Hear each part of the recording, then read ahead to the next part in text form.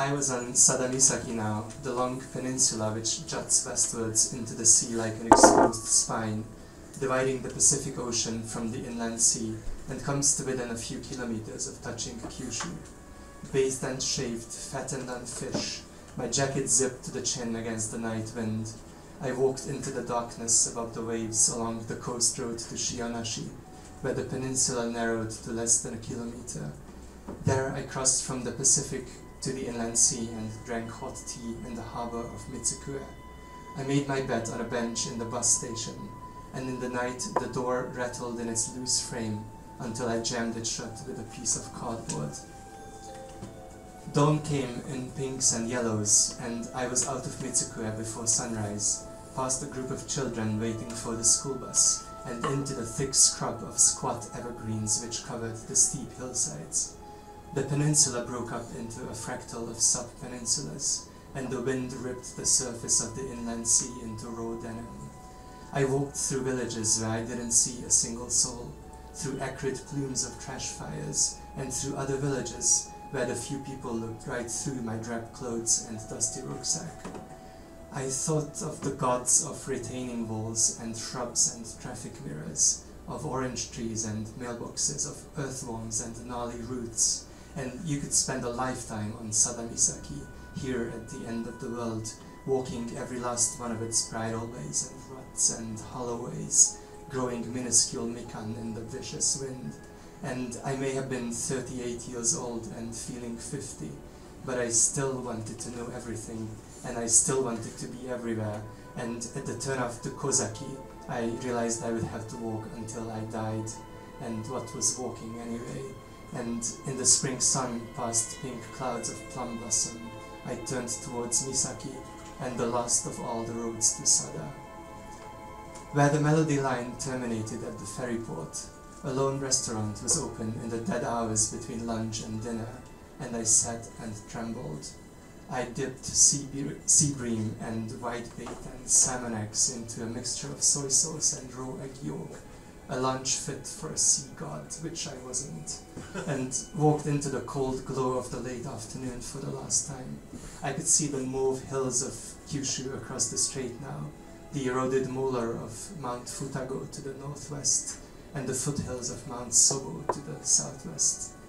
Shikoku narrowed to a needle's point, and I meandered between the ocean and the sea in the throbbing, mournful drone of the wind turbines that had watched me as I tiptoed into the houses and slept by the gods of others. I rued every hurried manic step now, every curve which took me closer to the lighthouse at Cape Sada, out of the forest and into the howling wind, onto the rocks above the waves crashing below, and I could have shed my rucksack and swum to Oita, the lights of its factories glimmering beyond the ink-black waters of the Hoyo Strait, and I thought of the last of Alan Booth's long-faded footsteps. 10 minutes from the lighthouse on the end of my journey, I met an old man with a sack on his back. He grinned at me as we came close together, and as we passed, he reached into his sack and handed me an ice lollipop. "What's this?" I gasped. "Candy," he said, and he walked on grinning while I stood in the road and laughed. He might have given me a beer as well. He must have been one of the 7 lucky gods, and so had all the world in his sack. 13,034 days later, 2 hours from the lighthouse and the end of my journey, I met an old woman with a sack of oranges in the basket of her scooter. She slowed as we came close together, and as we passed, she reached into her basket and handed me 2 oranges. I had no time to gasp. "Dekopon," she said, "the sweetest orange, you must eat." And she scooted off while I stood in the road, reduced to tears and wordless with joy. Then I opened the beer I had stashed in the chest pocket of my jacket. Thank you very much for coming.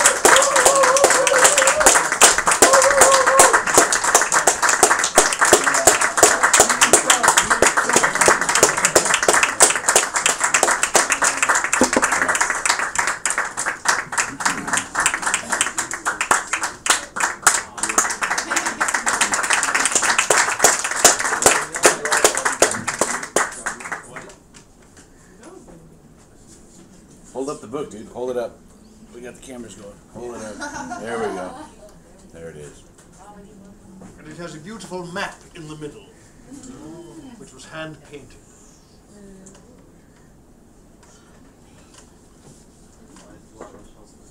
You like maps, Bernard? That covers it directly. Just for me. And Maps are good. because we are also the publisher of the book, not just its authors, I have to say a word or two about the commercial part. So the book was printed in 500 copies, and the covers were hand-screened by Nora's father, who is a master screen printer in Budapest. And we have some copies for sale if you wish to buy one. They cost 5,000 yen each. And we also have a very limited edition of 16 copies, which are printed on paper made on in Tokushima, about 20 kilometers from where I started my walk, which is the center of indigo production in Japan. And the book and the cover is made on indigo colored paper. I can show you what it looks like. Ooh, that's nice. So that's the indigo book, and there's only, excuse me? It's the front, and this is the back. I got dibs on one of those, dude. The names on the book are they are basically people who helped with crowdfunding. On the back cover and on the front, it's a list of all the places I walked through in between Cape Gamoda, which is the easternmost part of tip of Shikoku, to Cape Sada, which is the westernmost part. And yeah, that's about it. Yeah. Thank you. Thank you. We can do questions, yes. I have a question. So I was interested, one of the nights you slept... Shall we give you the microphone? Is it, I'll just pass it to the front. I can project. Please do. From the belly. Thanks for your talk and for your book. I was curious how you mentioned you were sleeping in the bus station, just curled up on a bench. And where were you sleeping on most nights? Can you tell us how your process of accommodation works? So, Nora says it's called urban camping, but this is not an urban area. This is a small fishing village in the middle of nowhere in Ehime Prefecture. So, as I mentioned at the beginning, before I did,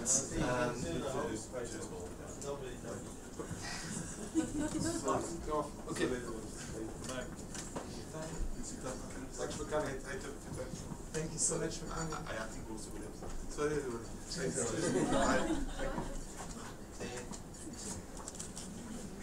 So as I mentioned in the beginning, before I walked across Shikoku, I walked through most of this country, and one of the ways in which I did it separately, differently than Alan, was that he always stayed in minshukus and ryokans and would speak to the villagers who ran these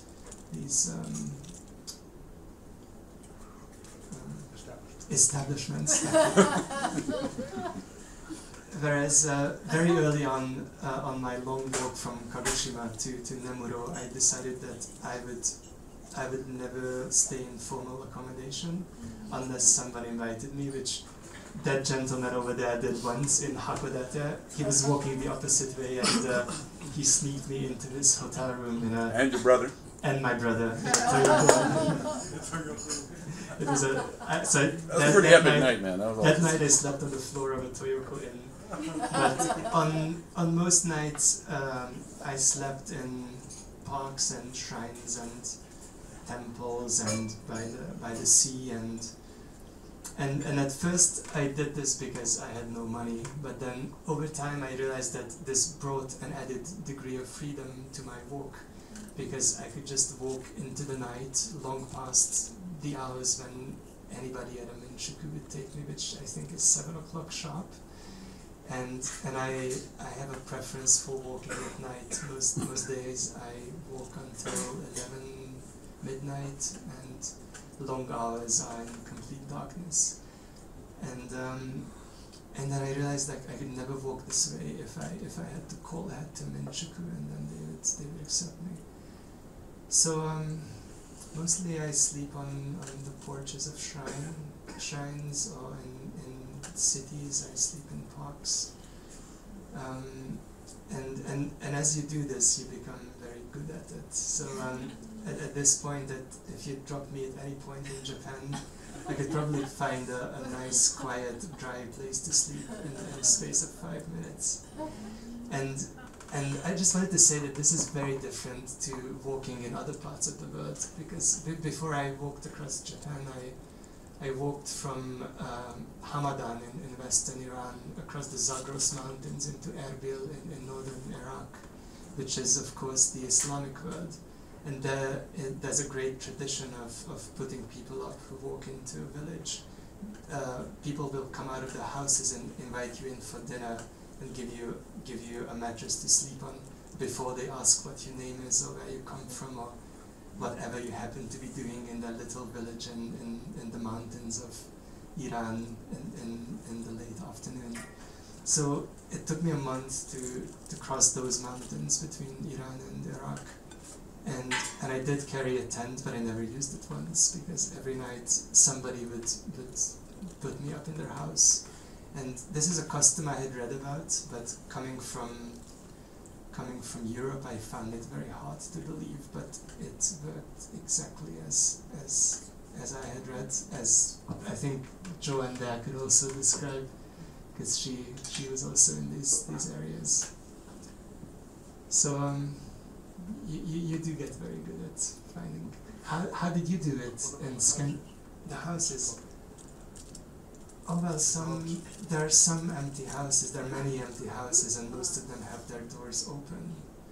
So if you find a house like that, and my rule was that I had to ask the spirits of the house if it was okay for me to sleep there. I had to ask it out loud, and if I felt good in the belly, then I would sleep there.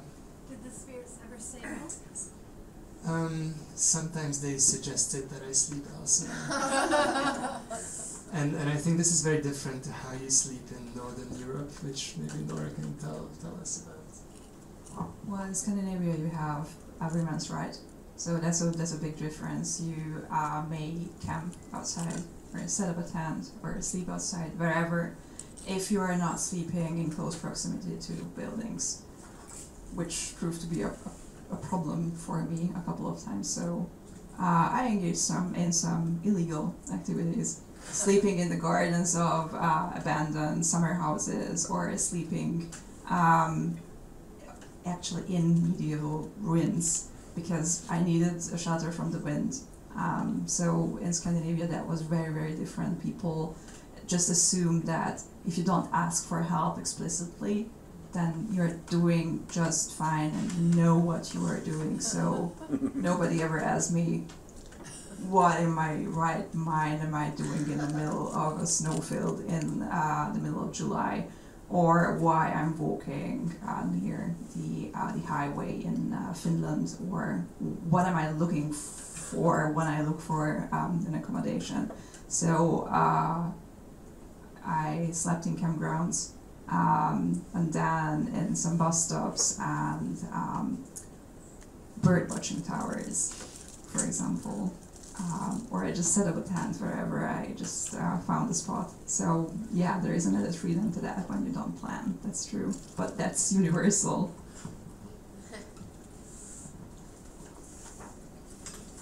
What are some funny, you have to have some funny stories about bumping into people as you're sleeping under a shrine. No one ever came. No one ever came to shrines. No. Sometimes when I would sleep in more populated areas, I would hear someone drive up to the shrine before work and do prayers at 5 in the morning, but they would just go. I usually make a point of not sleeping, in the middle of the shrine. I usually go in the front steps. I once slept on the front steps, but that was in a rainstorm, and that was the only part where the eaves were deep enough to catch the rain. But then of course the rainstorm was so heavy that no one came to pray. Then the gods had the shrine all to themselves. Thank you so much for everything, and thank you to Tim and Laura as well. My question is very basic. Why do you walk? Why do you do what you do? Can I reply with a quote from the mountaineer Reinhold Messner? Is that cheating? I have it prepared right here. This is not so Reinhold Messner is a German-Italian mountaineer, and he was the first man to climb all 14 of the mountains which are higher than 8,000 meters, which is something that people do these days, but back when he first did it in the 70s and the 80s, it was considered to be an almost impossible act of human achievement. And there's a short and very obscure documentary about one of his climbs called, the English title is The Dark Glow of the Mountains, and it was done by Werner Herzog, the German director. And it's a very, very simple documentary, and it's about Herzog going to northern, not Herzog and Messner. Messner is the mountaineer, going to northern Pakistan to do something that no one had ever done before, climb one of these mountains which are higher than 8,000 meters, and without descending back to the base, traverse across to the summit of another, and then climb back down. And the documentary is about this. So they go to base camp, they go up the mountain, and then they go across to the other mountain, and then they come back. And at the end, it's like a 50-minute documentary. And towards the end, there's a scene where Messner is stark naked, sitting on the ice by a pool in the glacier. He's got a scruffy beard, and his hair is all tousled, and his arms are sunburned, and so is his face. And what he says in English translation is this: I have the feeling that I can write on these enormous partitions of 3,000 or 4,000 meters high as a professor writes on a blackboard with a chalk, but I don't only make that to write these lines, of these imaginary lines, I live these lines. I also have the impression that after these lines remain there, even though I am the only one that can see them, feel them, that I live them and nobody else will ever be able to see them, but there they are, and they will remain forever there. And for years I thought that this was the perfect encapsulation of, in words, of why anybody would do anything which is entirely pointless in a sense. And but just last week and the week before, I walked from Kyoto to Matsue, which is not very far. It's about 400 kilometers, and I thought about this scene from Dark Glow of the Mountains, and I realized there's an element of hubris in there which I don't like. That, and then of course we have to account for the fact that Messner is a genius. He's done something that no one had ever done before, whereas walking for a couple of hundred or a few thousand kilometers, any one of us could do with 2 legs. It's just a question of why would you want to do it. And when he says that these lines will remain forever there, I find that very hubristic. Now, I don't think they remain forever there. I think that all we can do and all we can hope for is for the light of a human consciousness to pass through the essential unknowable darkness of the world out there. And during these walks I don't think I learn anything of the world. I just learn of that particular place and that particular time. I have no idea what's going on in the other valley. I have no idea what's going to happen 5 minutes after I pass a particular spot. I have no idea what the experience would be like for a person who is not a tall white man from a privileged background. So I think there is no why. I think this is the best why. You do it because you want to live these moments, and maybe you don't want to delude yourself with the fact that these lines will remain forever there, because they won't. So had you intended to write a book about your journey beforehand, or is this something afterwards you thought I'd write a book about that? This one was... And sorry, the second part of that is, if you had, and you said you didn't like meeting people, or you preferred going to quieter parts, you were not likely to have anything of interest, inverted commas, to talk about if it was just scenery. You understand my point? To make it an interesting book. I think I do, and when I said I tend to avoid people, that's of course an exaggeration. That you can't avoid people when you're walking by yourself. You're very vulnerable. You have to, even if you don't want to, you have to meet people. And what I meant by that was that I tend to prefer a rhythm where a day or two I'm in the mountains or in very remote areas, and then for another day or two I'm in more built up human areas. And one of the things that happen on every long walk is that you have chance encounters with some very strange and peculiar people. And I don't know if this is because walking makes the world more strange or peculiar, or because humans are strange and peculiar. Or maybe they think you are strange and peculiar. Or maybe they just come across walkers every day. It's like, oh, I live in this village, and every day. But did that colour your opinion then? If you were eventually going to write a book, obviously you were thinking then, it's got to be as interesting and possibly embellished further down the line. I did plan to write a book about this. In fact, this book was financed before it was written. The financing was provided by individuals online who each contributed some money towards its publication. So I had to deliver something, which is a terrifying experience, and it's something I'm never going to do again.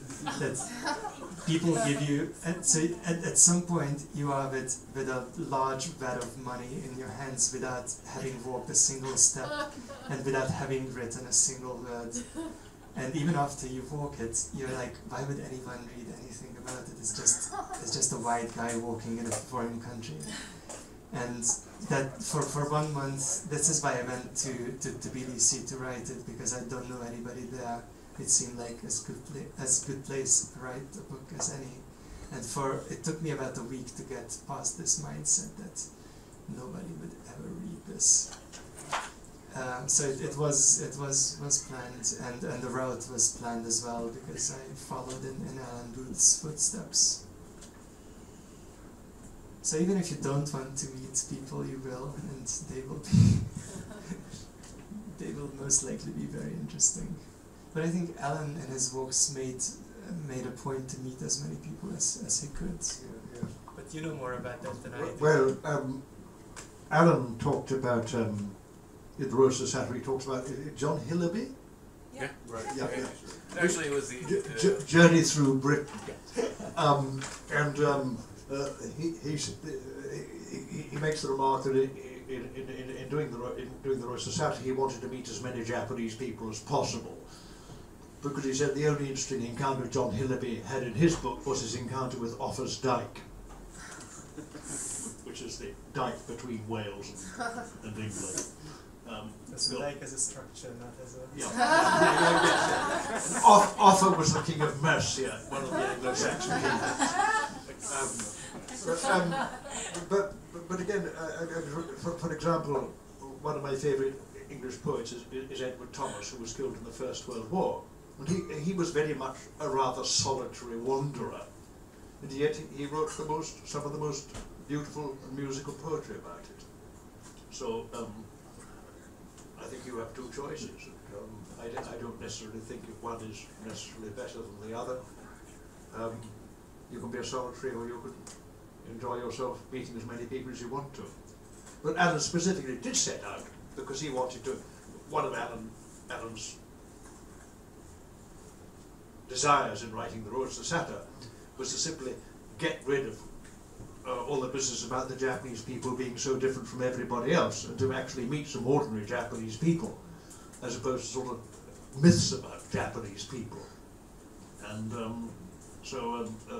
certain people amongst the older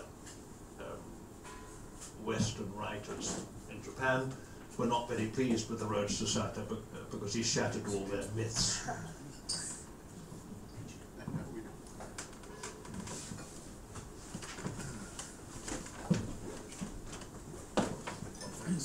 Not sure I deserve a mic, but thank you very much.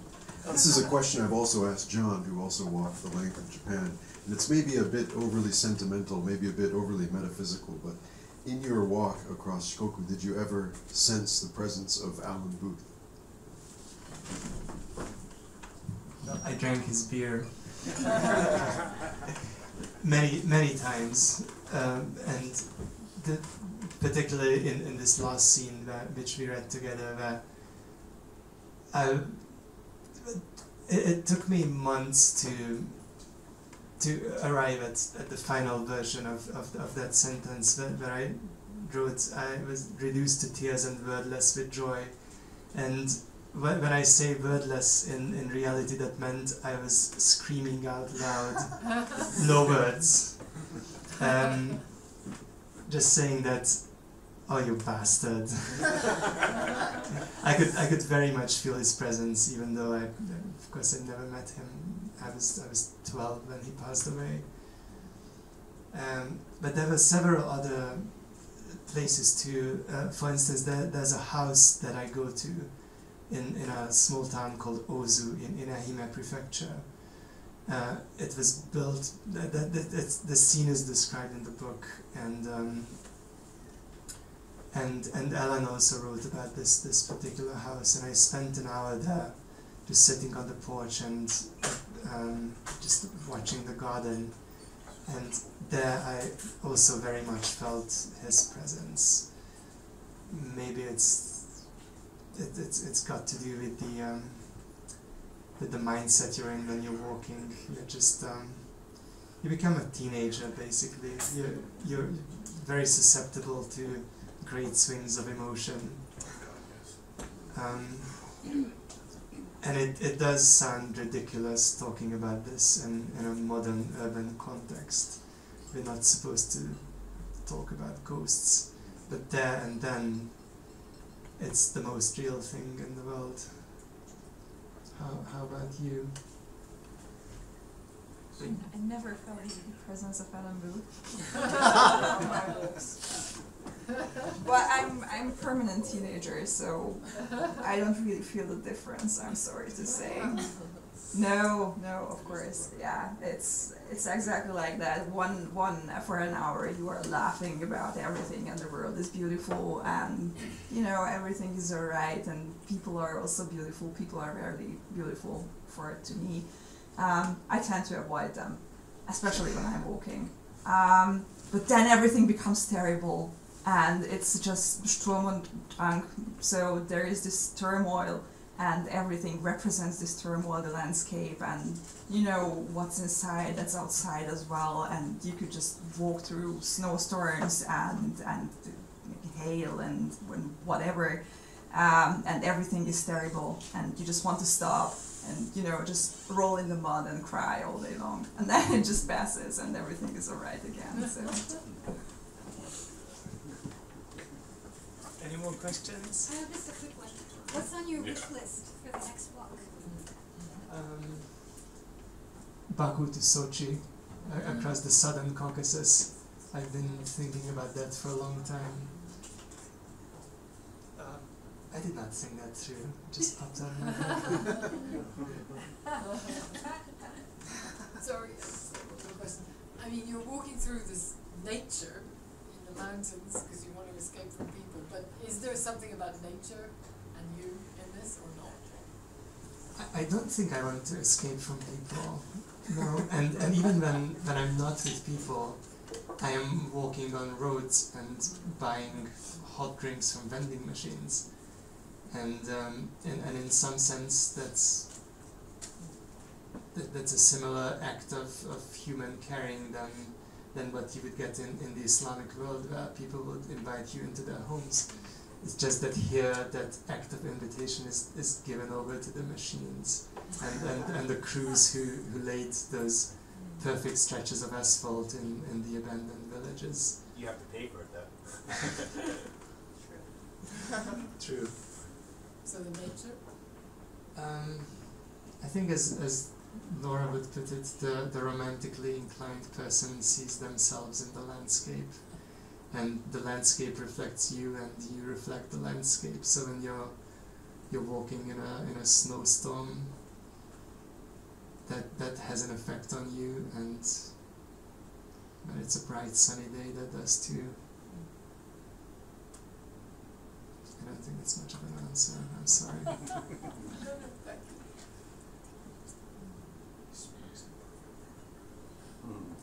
I think lights, music, drinks. Thank you all for coming.